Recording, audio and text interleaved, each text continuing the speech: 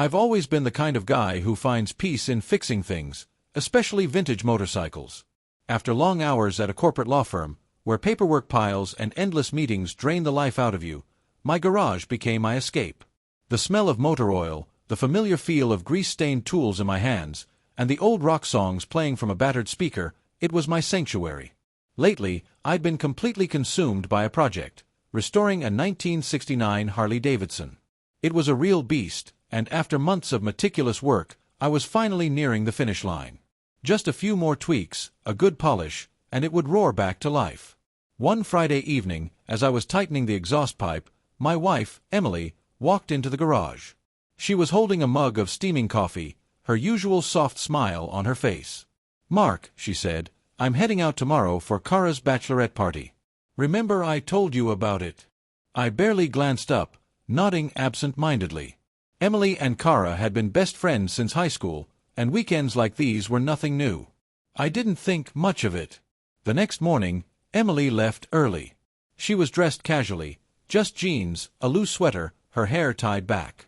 She kissed me on the cheek and drove off. I returned to my garage, losing myself in the hum of tools and the familiar grind of work.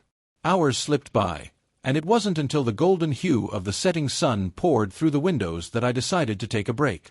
I wandered into the kitchen, popped a cup of coffee in the microwave, and that's when I noticed something odd. Emily's old phone charger was lying on the counter. It wasn't the fact that it was there that caught my eye, but the faint streaks of makeup, foundation, smudged along the cord. It struck me as strange. Emily was meticulous, especially when preparing for events.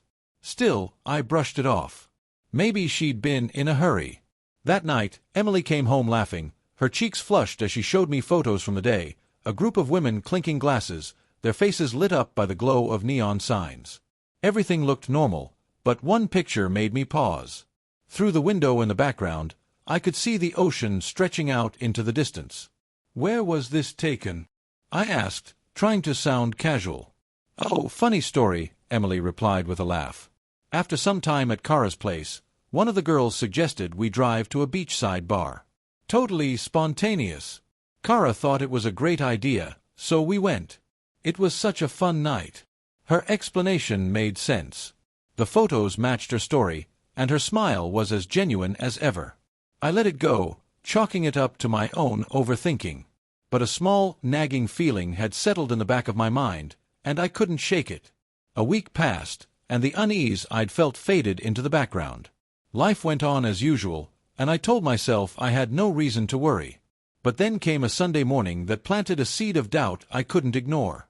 Emily announced she was heading out to grab groceries. She kissed me goodbye, grabbed her keys, and disappeared out the door. Hours ticked by, and she still hadn't returned. I tried calling her, but she didn't pick up. Minutes later, I got a text. "Sorry, babe. Crazy long line at checkout. I'll be home soon." Her message seemed harmless enough, but when I passed the entryway, something caught my eye. Emily's green handbag hanging on its usual hook. It was her favorite for grocery trips. She never left home without it. I stood there staring, confusion creeping in. If she didn't have the bag, what was she carrying? When Emily finally came home, her arms full of grocery bags, I asked casually, "You didn't take your green bag?" "Oh," she said with a dismissive wave, "I was in a rush and grabbed my smaller one. It's in the car. Want me to grab it?" "No need," I replied, forcing a smile. But inside, something didn't feel right. Again, I pushed the thought aside, convincing myself I was being overly analytical. A few days later, another odd moment presented itself. I was grabbing my jacket from the hallway closet when I noticed something unusual draped over Emily's dresses, a light gray hoodie. It was distinctly masculine, and I knew right away it wasn't mine. The fresh scent of cologne still clung to the fabric, and the sleeves were neatly folded, as if someone had just left it there. I walked into the living room, holding the hoodie up. Emily was lounging on the couch, scrolling through her phone. "Whose hoodie is this?" I asked. She barely looked up. "Oh, that's my brother's. He left it here when he visited last week. I meant to give it back to him." Her answer came quickly, almost too quickly, and her tone was dismissive. Something about the situation didn't sit right with me. Emily's brother wasn't the kind of guy to leave behind brand-new, expensive-looking clothes. And the cologne? Definitely not his usual scent. Still, I didn't press further. She returned to her phone, acting like the conversation was over. By now, these little details, one by one, were starting to weigh on me. The charger with makeup smears, the handbag left behind, the hoodie that didn't add up. None of them were conclusive on their own, but together they painted a picture I couldn't ignore. I told myself I was imagining things, that there wasn't enough to confront her. But the truth was, I couldn't let it go. The turning point came that Saturday morning. Emily mentioned she was heading to yoga, as part of her usual weekend routine. But this time, something felt different. She spent longer than usual getting ready, carefully picking out her workout clothes, applying makeup with an unusual amount of precision for a yoga session, and even packing a small cosmetics bag in her tote. I stood there quietly, observing every detail, saying nothing as she kissed me goodbye and left. The second the door closed, I grabbed my keys and jacket. I wasn't planning to confront her, I just needed clarity. I climbed into my old pickup truck and started following her, keeping a safe distance. At first, everything seemed normal. She took the usual roads, stopping at red lights, turning down familiar streets. But then, my truck betrayed me with its signature grinding screech. The transmission, which I'd been meaning to fix, chose that moment to stall in the middle of an intersection. Horns blared as angry drivers swerved around me. By the time I got it running again, Emily's car was gone. Frustration simmered in my chest as I drove home in silence. When Emily returned later that day, yoga mat slung over her shoulder and a smoothie in hand, she looked every bit the picture of someone who had just come from class. She smiled easily and joked about how stiff her poses were. I nodded along, trying to play the part of the supportive husband, but my gut told me something wasn't right. The following week, Emily mentioned she had dinner plans with a friend at a new Italian restaurant downtown. She showed me their text exchange as if to reassure me it was just a casual meetup. Before leaving, she posed for a quick mirror selfie in her elegant black dress, the kind that always turned heads. "How do I look?" she asked, spinning playfully. "Stunning," I replied, forcing a smile. But in my mind, the doubts were louder than ever. This time, I wasn't going to let it slide. I called a taxi shortly after she left, gave the driver the address she'd mentioned, and arrived at the restaurant not long after she did. I found a seat near the window, ordered a drink, and kept my eyes on the entrance. Emily walked in a few minutes later with her friend, just as she'd said.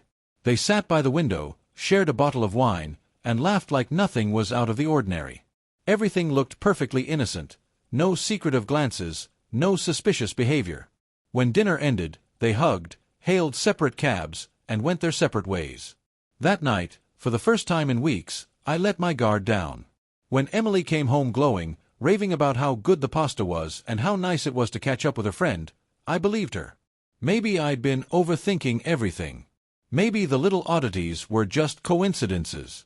For the first time, I started to feel like I could breathe again. But that relief didn't last long. The next incident caught me completely off guard.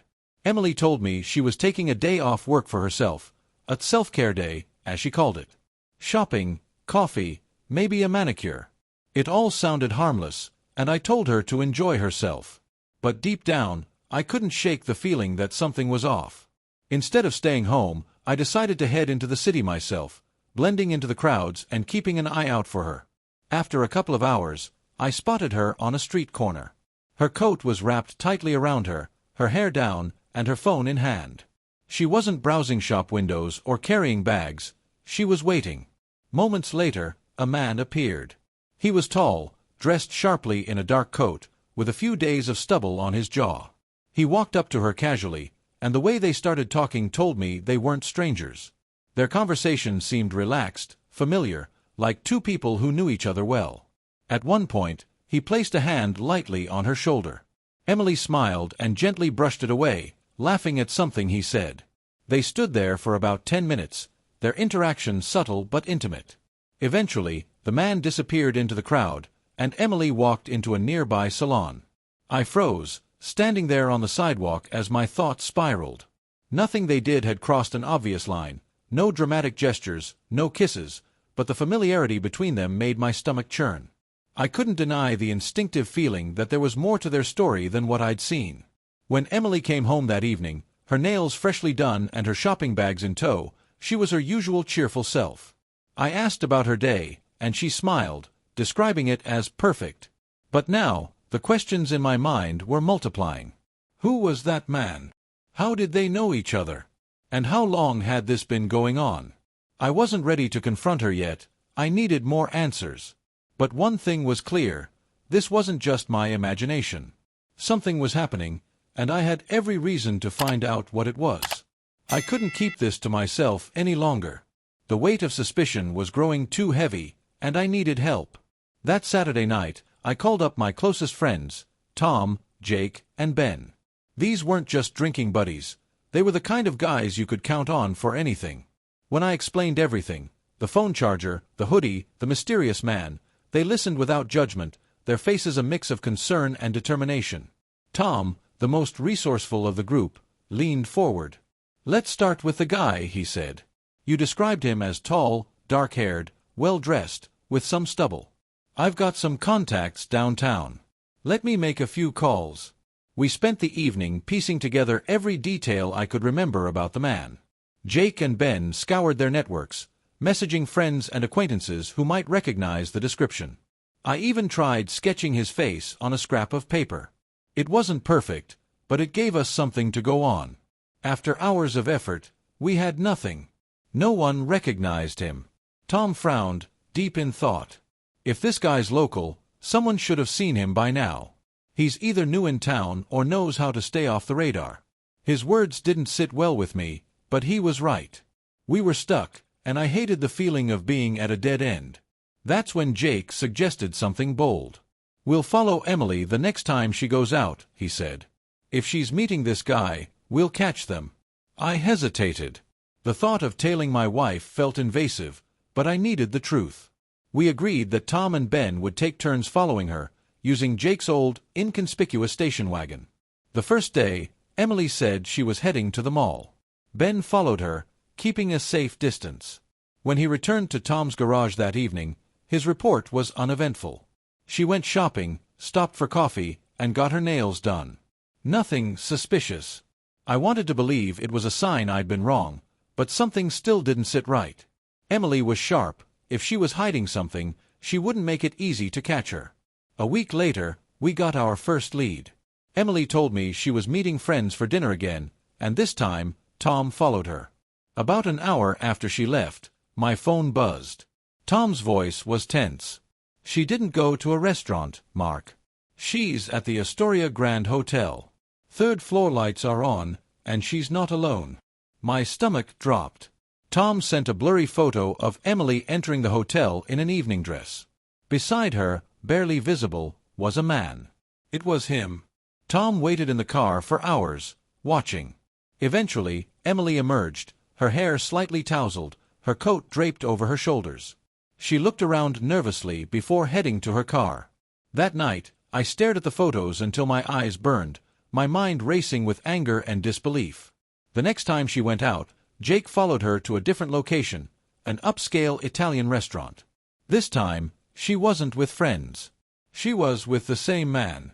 Jake described them leaning close, laughing, and sharing moments that seemed far too intimate for strangers or colleagues.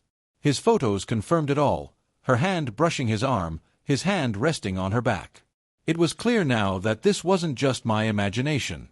The final blow came when Emily claimed she was visiting a distant relative out of town. Tom tracked her to a beach house by Harbor Cove, an expensive rental far from her supposed destination. Hours after she arrived, the man showed up again. Through the window, Tom could see them sitting on the couch together, wine glasses in hand, their body language casual but undeniably intimate. I couldn't hold back any longer. That night, I drove out to the beach house myself. Tom was parked nearby, hidden behind a line of trees. I joined him, sitting in silence as we watched the house. Inside, Emily and the man talked and laughed, completely unaware of the storm brewing just outside. As the hours passed, the anger inside me boiled over. I stepped out of the car, my boots sinking into the cold sand as I stared at the house. The faint glow of the lights inside only added to the tension. I stood there for what felt like an eternity before turning back to my car. My mind was made up. I was done waiting. I needed to know everything, and I wasn't going to stop until I had the truth. The next morning, I couldn't sit idle anymore. The suspicions, the evidence, and the countless unanswered questions were eating away at me. I decided to take matters into my own hands. I reached out to Mike, a guy I'd known back in college who was always good at digging up information. If anyone could help me get to the bottom of this, it was him. Mike met me at a bar that evening, his usual no-nonsense demeanor on full display. I told him everything: the man Emily had been meeting, the late nights, the beach house. As I described the situation, Mike's face hardened. "Give me what you've got, description, details, whatever you remember," he said. A week later, Mike called me with something. "His name's Alex Hayward," he said. "Finance guy. Works downtown on Park Avenue. And yeah, he's bad news." Mike explained that Alex had a reputation for being a smooth talker, a man who thrived on manipulation. He'd conned a few business partners in the past, leaving them high and dry while he walked away with fat commissions. But Mike's next words made my blood run cold. "I also heard he's known for getting a little too close to his female clients. Makes them feel special, like they're the center of his world, but it's all just a game to him." That night, I couldn't sleep. The pieces were starting to fall into place, but they formed a picture I didn't want to see. Emily's strange behavior, the man she'd been meeting, the lies she'd told me, they all pointed to one undeniable truth. Still, I wasn't ready to confront her without solid proof. The following week, Emily announced she needed to take a day off for some me time. She mentioned hitting the city for shopping and a spa appointment. I used this opportunity to set up a plan with Tom and Jake. This time, I wasn't going to rely on anyone else. I needed to see it for myself. Emily left the house around noon. I tailed her car, keeping a safe distance. She drove downtown, parked in a garage, and walked into a cafe. I waited outside, my heart pounding as I watched her through the window. 15 minutes later, Alex walked in. He greeted her with a warm smile, and they sat at a small table near the back. From where I stood, I could see everything. They leaned in close, talking quietly. At one point, Alex reached across the table, brushing his fingers against Emily's hand. She didn't pull away. My hands tightened on the steering wheel, anger and heartbreak fighting for dominance in my chest. They eventually left the cafe, walking together down the street. I followed them to a nearby hotel. My chest tightened as I watched them check in. I didn't need to see more. I had all the confirmation I needed. That night, I drove home, barely able to think straight. Emily arrived hours later, acting as if nothing had happened. She kissed me on the cheek, told me about her wonderful day, and headed upstairs. I sat in the living room, the weight of the day crushing me. I knew I couldn't let this go on. The time for patience was over. I had to confront her, and I had to do it on my terms. The next morning, I packed a bag, telling Emily I had a work conference out of town and would be gone for a week. She didn't seem suspicious, giving me her usual warm smile as she kissed me goodbye. But instead of heading to the airport, I drove to Tom's house.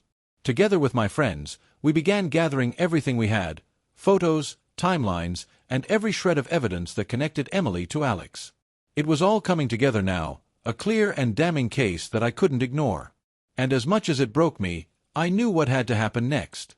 I spent the next few days putting everything in motion. The evidence was overwhelming: photos of Emily and Alex at the hotel, screenshots of their conversations, and details of their secret meetings. But the final blow came when I decided to dig deeper into Alex's background. With the help of Mike and some of his connections, I uncovered a disturbing pattern. Alex wasn't just some smooth-talking finance guy. He was a predator, targeting vulnerable women and manipulating them under the guise of mentorship or friendship. With this information in hand, I contacted a divorce attorney, a man known for being relentless in the courtroom. I wasn't looking for revenge. I wanted justice. I wanted the truth to come out, and I wanted Emily to face the consequences of her actions. The morning I returned home, Emily was in the kitchen, sipping coffee as if everything was normal. When she saw me, her face lit up. "You're home early. How was the conference?" I didn't answer her question. Instead, I set a folder on the table and slid it toward her. "Emily, We need to talk. Her smile faltered. She opened the folder, her eyes scanning the photos, the screenshots, the hotel receipts. For a moment, she was silent, and then she looked up at me, her face pale. "Mark, I can explain." I cut her off. "Explain what?" "The lies. The hotel. The man you've been meeting behind my back." My voice was calm, but the anger bubbling beneath it was unmistakable. "You didn't just betray me, Emily. You destroyed everything we built together." Tears welled up in her eyes as she tried to defend herself, but I didn't want to hear it. The evidence spoke for itself. I handed her the divorce papers and walked out of the house, leaving her alone with the weight of what she'd done. The fallout was swift. My attorney ensured the divorce proceedings were as clean and decisive as possible. In court, the evidence was laid bare for everyone to see. Emily tried to plead her case, claiming she'd been lost and confused, but it didn't matter. The judge ruled in my favor, awarding me the house, the assets, and nearly everything we'd built together. Emily was left with nothing but her regrets. As for Alex, I couldn't let him walk away unscathed. Using the information Mike had uncovered, I compiled a report of his shady dealings and sent it anonymously to his employer. Within a week, he was terminated for misconduct, his reputation in ruins. Rumors spread quickly, and soon, Alex became a pariah in his industry. In the aftermath, Emily's life fell apart. She moved out of the house, staying in a small rental apartment on the outskirts of town. Friends distanced themselves from her, and job opportunities became scarce. Meanwhile, I poured myself into my garage, finding solace in the mechanical rhythm of my work. The Harley-Davidson I'd been restoring became my symbol of resilience, a reminder that I could rebuild my life piece by piece. One evening, as I finished polishing the bike, I stood back and looked at it. The machine gleamed under the dim light of the garage, every part carefully restored to its former glory. For the first time in weeks, I felt a sense of peace. I poured myself a glass of whiskey, leaned against the workbench, and let the familiar chords of classic rock wash over me. The war was over, and I was finally free. But freedom came at a cost. The betrayal had left scars, ones that would take time to heal. Revenge didn't bring satisfaction, it only stopped the bleeding. Still, I knew one thing for certain: I'd survived. And as I revved the engine of the Harley, its powerful roar echoing through the garage, I realized that this was just the beginning of a new chapter, one where I could finally leave the past behind and move forward. Thank you for visited my YouTube channel. Your support, likes, and comments truly inspire me to create even more engaging content. If you enjoyed this video, don't forget to subscribe and hit the notification bell so you never miss an update. You're a part of this amazing community, and I'm thrilled to share my stories with you. See you in the next video on YouTube.